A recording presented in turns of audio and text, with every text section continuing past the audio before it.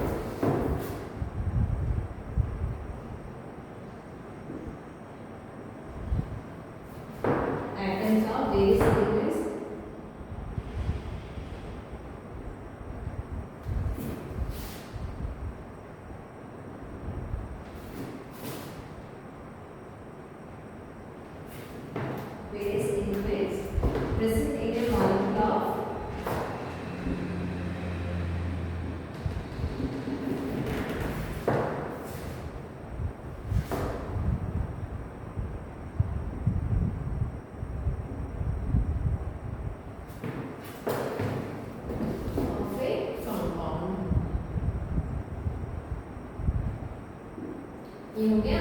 तो पॉइंट तो समझ में आ गया होगा। एक मॉलिक्यूलर फार्मूला क्या होता है, M4X2। एम्पिरिकल फार्मूला क्या होता है, M2X। M2X, okay. यहाँ पे कुछ समझ में आया। तो यहाँ पे लिखते हैं molecular formula equal to molecular formula equal to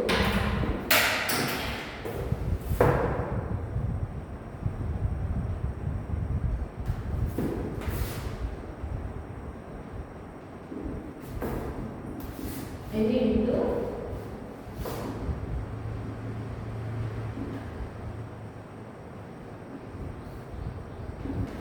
empirical formula. Molecular formula equal to n into empirical formula.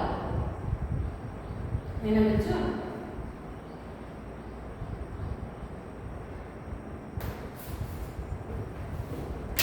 यहाँ पे थोड़े स्टेप्स है वो पहले करते हैं, मतलब कैसे करना है वो पहले लिखते हैं, आपको जस्ट लिख लो, उसके बाद क्या जब हम क्वेश्चन करेंगे तो वो स्टेप आपको समझ में आ जाएगा।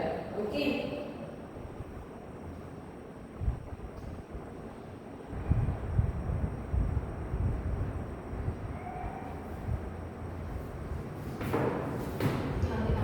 ये रख करो, आपको हो गया है ना? ओके लिखती हूँ।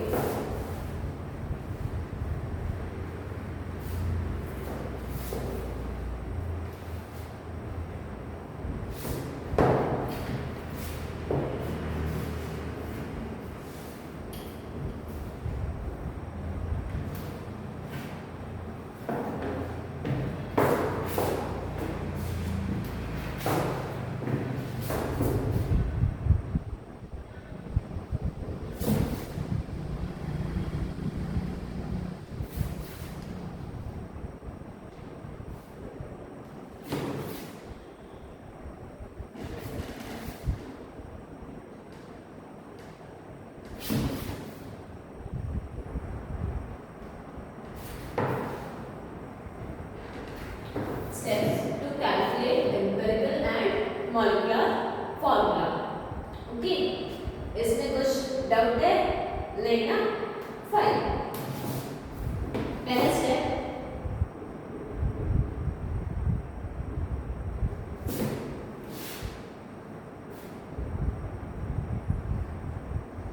मतलब आपको अगर क्वेश्चन में दिया है कि कार्बन इतना परसेंटेज है, वो इतना परसेंटेज है, पूरा 100% नहीं हो रहा है, तो बाकी का वो हो जाएगा oxygen.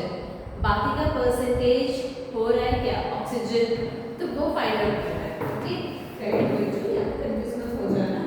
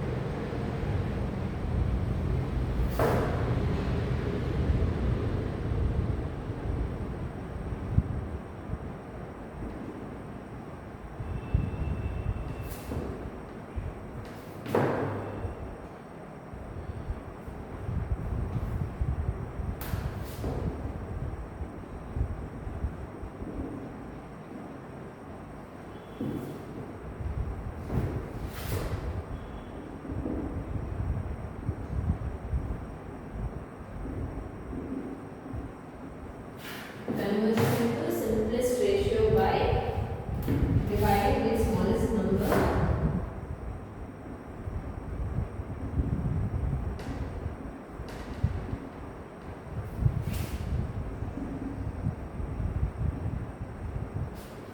By smallest number obtained in atomic ratio. Obtained in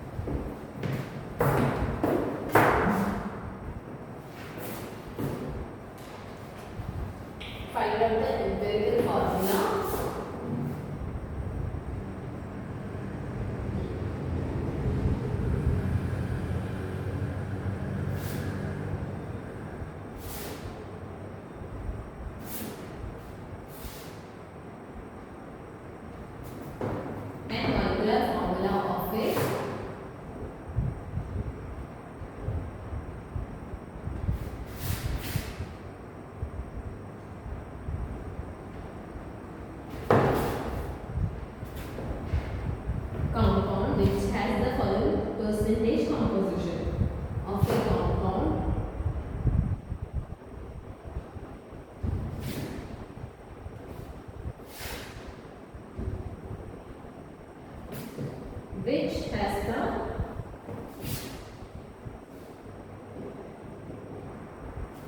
following percentage composition. Okay, अब यहाँ पे क्या दिया है वो देखते हैं। यहाँ पे क्या देखते हैं वो देखते हैं। ओके, यहाँ पे दिया है कार्बन इक्वल टू 80% और हाइड्रोजन इक्वल टू 20%। ओके, एक और इंफॉर्मेशन है, मोलर मास इक्वल टू 30 ग्राम पर मोल। 30 ग्राम पर मोल।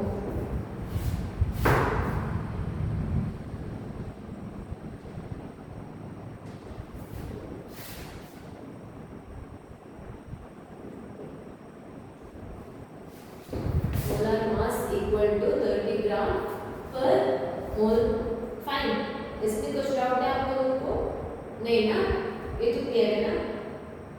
ओके, अब पहला स्टेप ये कि 100% है कि नहीं वो देख लेना। तो यहाँ पे 80 प्लस 20 100 हो रहे हैं, तो मतलब इसका मतलब है कि इस कंपाउंड में सिर्फ कार्बन एंड हाइड्रोजन है। तो यहाँ पे मान लो 10% होगा, तो 10% और कौन आता है? हमारा ऑक्सीजन। ओके, उसके बाद यहाँ पे लिखते हैं atomic ratio.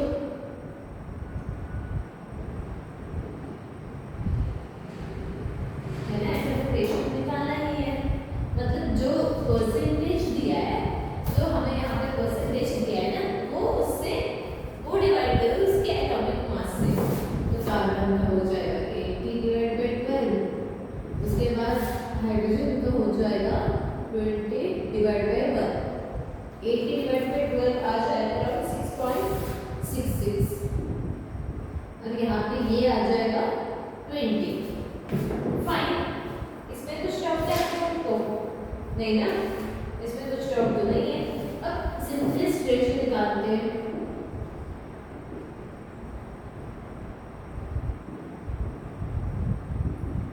Simplest ratio find, वो क्या हो जाएगा?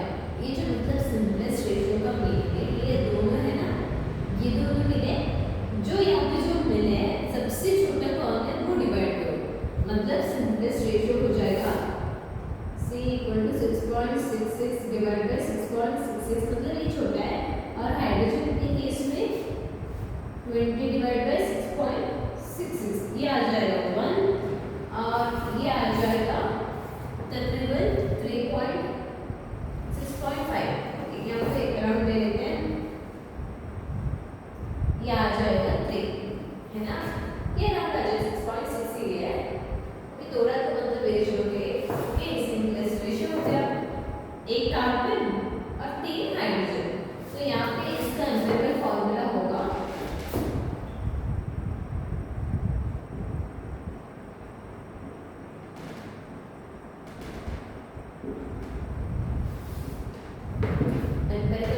क्या हो जाएगा? CH3। फाइन, अब मॉलिक्यूलर फॉर्मूला फाइंड आउट करने के लिए क्या करेंगे हम लोग? जो हमारे यहाँ पे मोलर मास दिया है ना, इसका वेट कीजिएगा, इसका मास होगा 15, है ना? अब मॉलिक्यूलर कैसे? Molecular formula equal to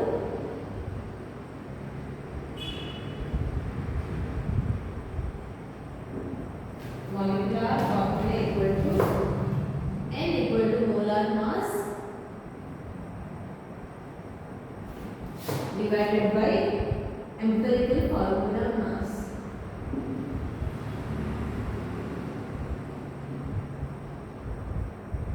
molar mass कितने हैं मुझे यहाँ पे दिया है 30 ग्राम और इसका आ जाएगा 15, तो हमारा n आ जाएगा 2।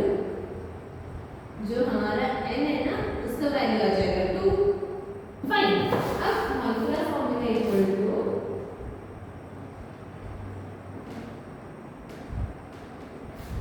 क्या था?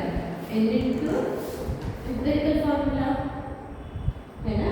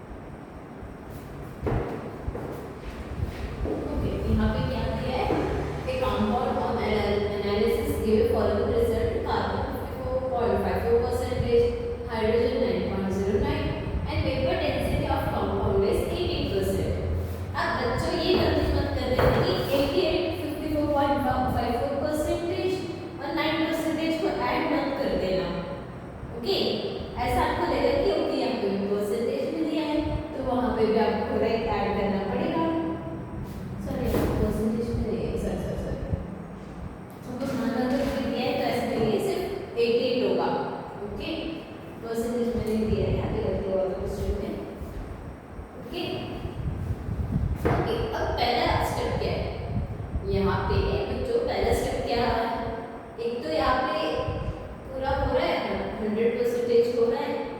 नहीं ना, यहाँ पे तो नहीं हो रहा है, तो क्या करेंगे? यहाँ पे तो पूरा तो नहीं हो रहा है, तो कैसे करेंगे बच्चों? देखते हैं। पहले जो हमारा वेपर डेंसिटी है ना, जो यहाँ पे वेपर डेंसिटी है ना, यहाँ पे साइड में लिख के दो, vapour density equal to 2 into molecular weight, या फिर molecular weight equal to vapour density divide by 2।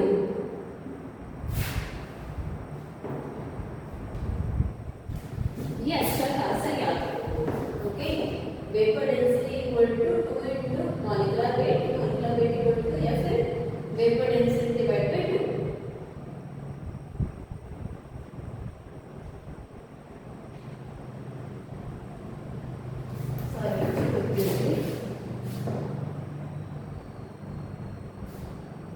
molecular weight equal to vapor density into 2 और vapor density equal to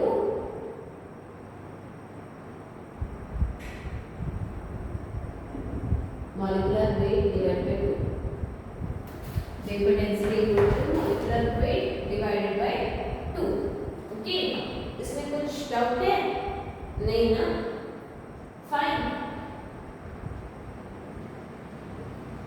okay, तो यहाँ पे देख लेते हैं मॉलिक्यूलर वेट।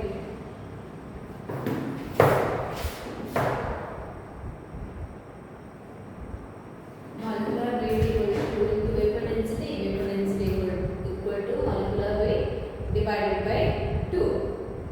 Fine, okay. अब यहाँ पे देखते हैं, पहली बात तो कि परसेंटेज कितना है ये फाइंड आउट करो, है ना। यहाँ पे हमारा परसेंटेज कितना हो रहा है ये पहले फाइंड आउट करना जरूरी है ना बच्चों। तो वो देख लेते हैं यहाँ पे पहले।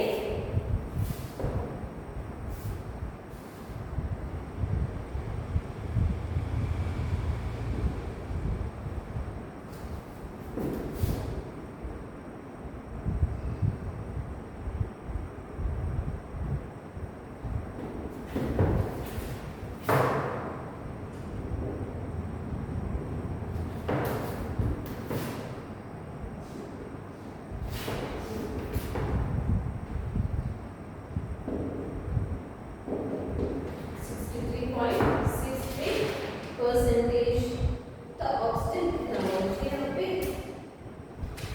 ऑक्सीजन आ रहा है हमें 36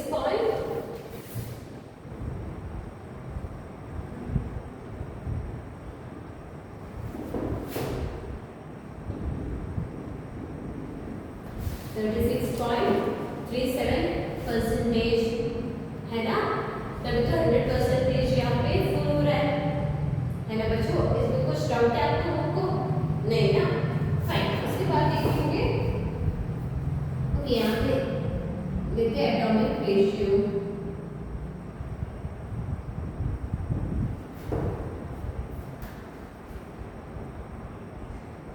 क्या हो जाएगा एटॉमिक रेशियो कार्बन का? कितना दे यहाँ पे 54.54 डिवाइड बाय 12। उसके बाद कौन आता है हमारा हाइड्रोजन, कितना है 9.09 डिवाइड बाय 1। उसके बाद ऑक्सीजन 36.37 डिवाइड बाय 16। अब इसका वैल्यू कितना आएगा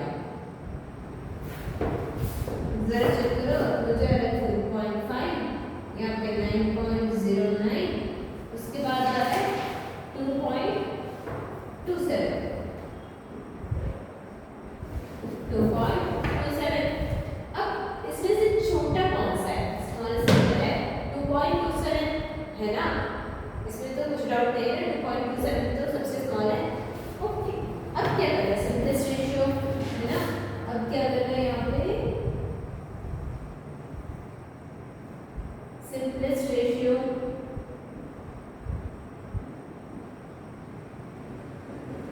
है ना। सिंपलेस्ट रेशियो निकालना है, मतलब यहाँ पे 4.5 डिवाइडेड बाय 2.27, कमा 9.09 डिवाइड बाय 2.27, 2.27 डिवाइड बाय 2.27। तो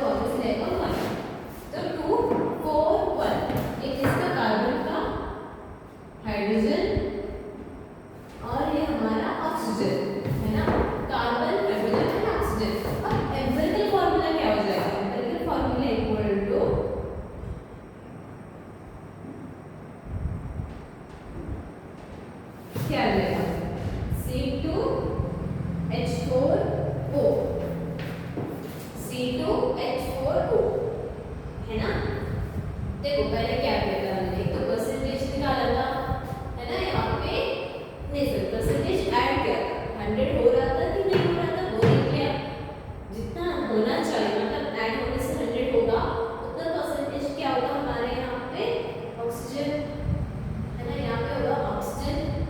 उसके बाद एटॉमिक रेशियो, सबका जो परसेंटेज दिया है वो डिवाइड करेंगे एटॉमिक मास से, तो वहाँ पे एटॉमिक रेशियो मिल गया। अब उस एटॉमिक रेशियो से हम क्या निकालेंगे, जो स्मॉलेस्ट नंबर है वो डिवाइड कर लेंगे, तो वहाँ पे जो नंबर्स मिला वो हो जाएगा एम्पिरिकल फार्मूला, मतलब simplest formula of a molecular compound.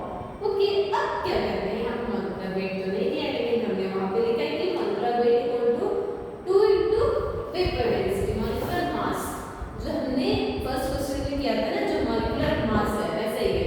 Molecular weight क्या हो जाएगा, यहाँ पे मॉलिक्यूलर वेट हो जाएगा या फिर मोलर मास हो जाएगा 88 into 2, मतलब 176, 88 into 2 176, फाइन।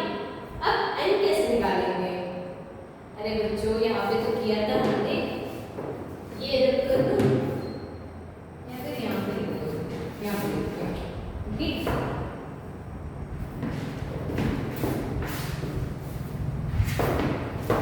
n क्या होगा, molar mass divided by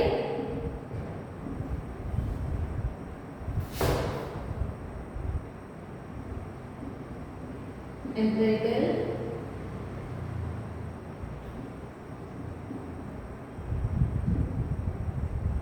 formula mass, molar mass divided by empirical formula mass, ये कितना है सर 176, और ये कितना है भाई, यहाँ पे हमें क्या मिला है C2H4, C2 24, है ना, 24 प्लस 16 कितना हो गया, 24 प्लस 16 हो गया हमारा 40, उसके बाद 44 हो रहा है ना, यहाँ पे तो 44 मिल रहा है, 176 डिवाइड बाय 44 कितना है बच्चों, यहाँ पे 88 का तो हमने डबल किया था, तो यहाँ पे आ जाएगा 4, फाइन, n तो मिल गया 4। अब मॉलिक्यूलर फार्मूला कैसे करेंगे, मॉलिक्यूलर फार्मूला हो जाएगा हमारा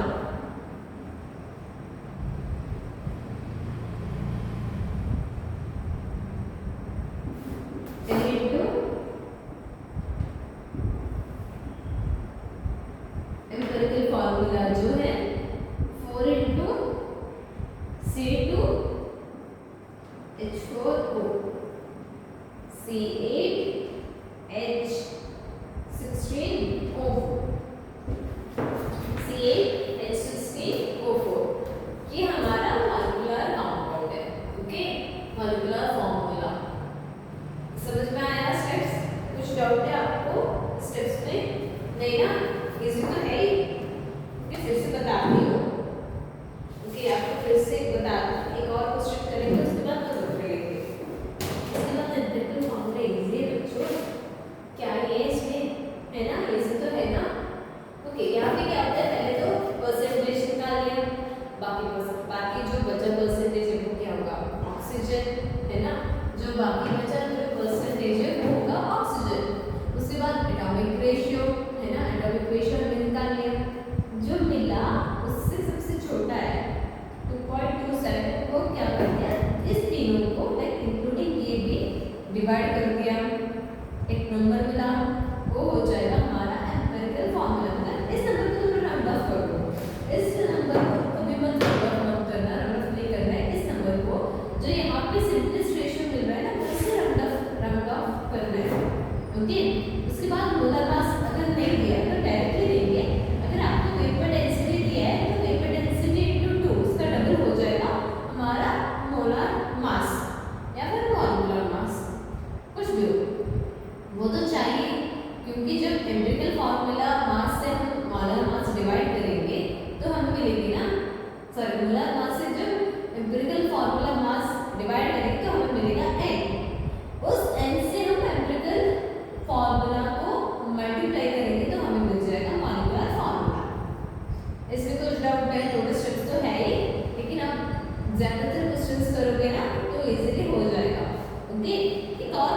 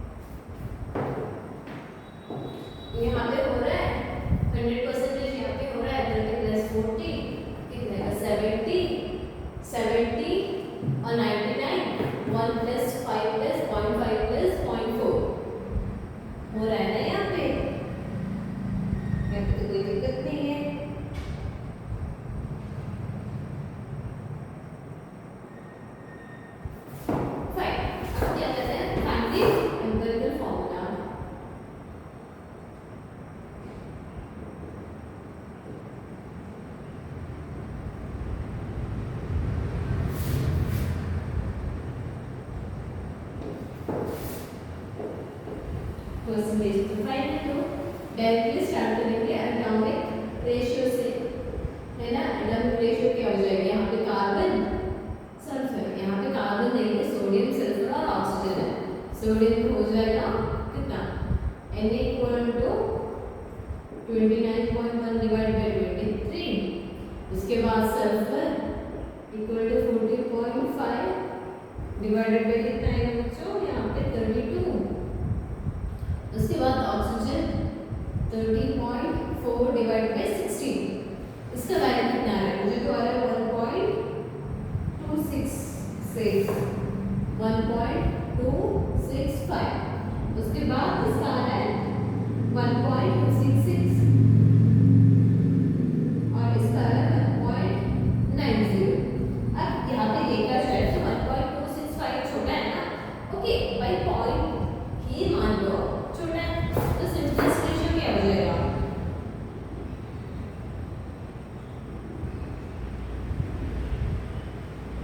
सिंपलेस्ट रेशियो यहाँ पे क्या हो जाएगा, सोडियम का मान लो 1.265 डिवाइडेड बाय 1.265, ये तो छोटा है, यहाँ पे 1 हो गया। उसके बाद सल्फर आ रहा है 1.266 डिवाइड बाय 1.266, ये भी 1 ही आ रहा है ना अप्रॉक्सीमेटली। ओके, यहाँ पे ऑक्सीजन कितना आ रहा है, यहाँ पे 1.90 डिवाइड बाय 1.265, यहाँ पे मुझे आ रहा है 1.5। अब तो आपने देखा है C2.5H2 बस नहीं ना, तो इसे हम क्या करें, अगर आपको ऐसे 1.5 मिल रहे हैं तो सबको डबल कर दो, यहाँ पे जो सिंपलेस्ट रेशियो है ना इसको डबल कर दो, मल्टीप्लाइड बाय 2 कर दो। यहाँ पे होल नंबर ही चाहिए, हमें फ्रैक्शन नहीं चाहिए। तो इसका एम्पिरिकल फॉर्मूला हो जाएगा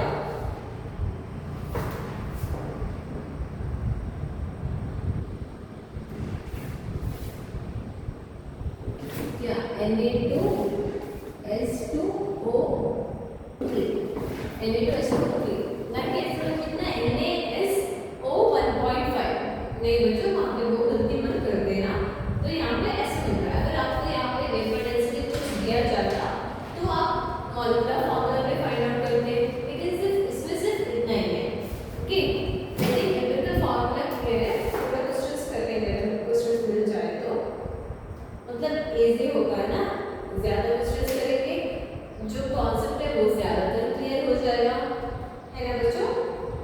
फाइन, इसमें आपको कुछ डाउट नहीं है ना, लाइक एक ध्यान में रखना, पहली बात तो जो परसेंटेज है उसे ऐड अप कर दो, 100% हो रहा है कि नहीं हो रहा है वो देखो, फाइन, अगर हो रहा है तो फाइन, अगर नहीं हो रहा है तो बाकी का परसेंटेज ऑक्सीजन हो जाएगा। फाइन, उसके बाद एटॉमिक रेशियो वो तो निकाल लिया।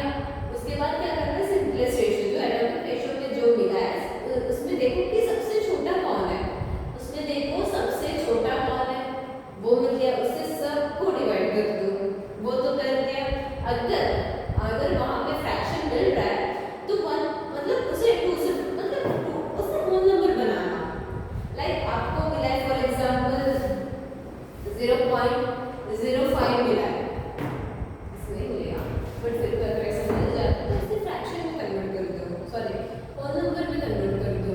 यहाँ पे हमें फ्रैक्शन नहीं चाहिए, इवन एम्पिरिकल फॉर्मूला सिंपलेस्ट है लेकिन वहाँ पे भी हमें फ्रैक्शन नहीं चाहिए।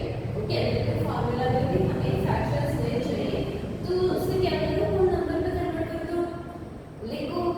और अगर आपको वेपर डेंसिटी दिया है तो उसे डबल करो, मल्टीप्लाइड बाय 2 करोगे तो वहाँ पे मिल जाएगा मॉलिक्यूलर फॉर्मूला, मॉलिक्यूलर मास मिल जाएगा, फिर मोलर मास मिल जाएगा, है ना बच्चों। जो मोलर मास है और यहाँ पे ये है, डिवाइड कर दो, n मिलेगा, है ना, n तो मिलेगा, n इनटू एम्पिरिकल फॉर्मूला हो जाएगा हमारा molecular formula, n into empirical formula हो जाएगा हमारा मॉलिक्यूलर फॉर्मूला। फाइन, अब देखते हैं